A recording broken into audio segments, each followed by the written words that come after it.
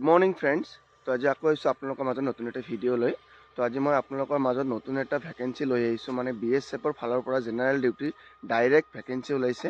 কিন্তু এই ভেকেঞ্চিটো স্পৰ্টছ কোটাৰ কাৰণে, মানে যদি কাৰোবাৰ খেলৰ চাৰ্টিফিকেট আছে বা স্পৰ্ট কোটাৰ চাৰ্টিফিকেট আছে, স্পৰ্টছ চাৰ্টিফিকেট আছে, তেনেহ'লে তেওঁলোকৰ কাৰণে এই জবটো ইলিজিবল হৈছে।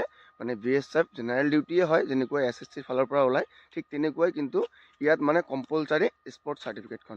যদি কাৰোবাৰ লগত স্পৰ্টছ চাৰ্টিফিকেট আছে তেনেহ'লে এই ভৰ্তিটোত এপ্লাই কৰিব পাৰিব। মানে যোৱাকালিৰ পৰা আৰম্ভ হৈছে, আমাৰ 15 জানুৱাৰী 16 জানুৱাৰীলৈকে চলিব। তো আপোনালোকে যদি স্পৰ্টছ চাৰ্টিফিকেট আছে তেনেহ'লে এপ্লাই কৰি দিব। আৰু ভেকেঞ্চি আছে 549টা। আৰু আমাৰ এই ভৰ্তিৰ প্ৰচেছটো চাবলৈ গ'লে আমাৰ কোনো ফিজিকেল নাই, তেনেকুৱা ৰানিং চানিং নাই, আৰু মানে ৰিটাৰ্ণো নাই। অকল ডকুমেণ্ট ভেৰিফিকেশ্যন হ'ব, হাইট, বডি ষ্টেট এইখিনি মাপিব, তাৰপিছত মেডিকেল হ'ব। এই মানে ভৰ্তি প্ৰচেছটো এনেকুৱাই। আৰু যদি আমি মানে ডকুমেণ্টৰ কথা ক'বলৈ যাওঁ, স্পৰ্টছ চাৰ্টিফিকেটটো কম্পালচাৰী।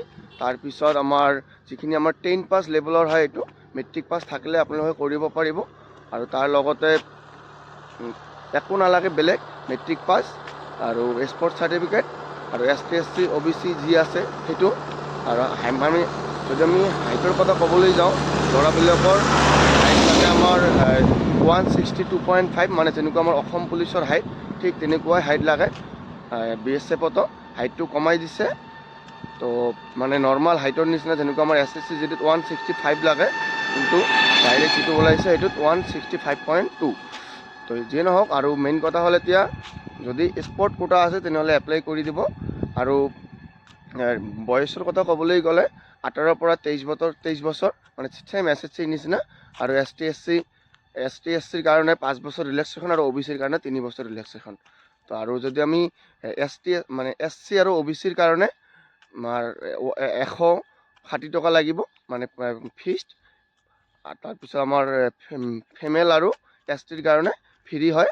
তো সকলোৱে এপ্লাই কৰি দিব। যদি স্পৰ্টছ কোটা আছে, মানে স্পৰ্টছ চাৰ্টিফিকেট আছে, তেনেহ'লে এপ্লাই কৰি দিব।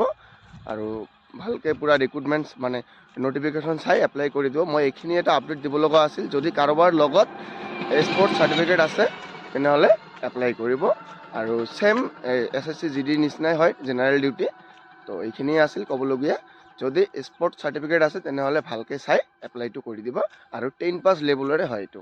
তো বাই বাই।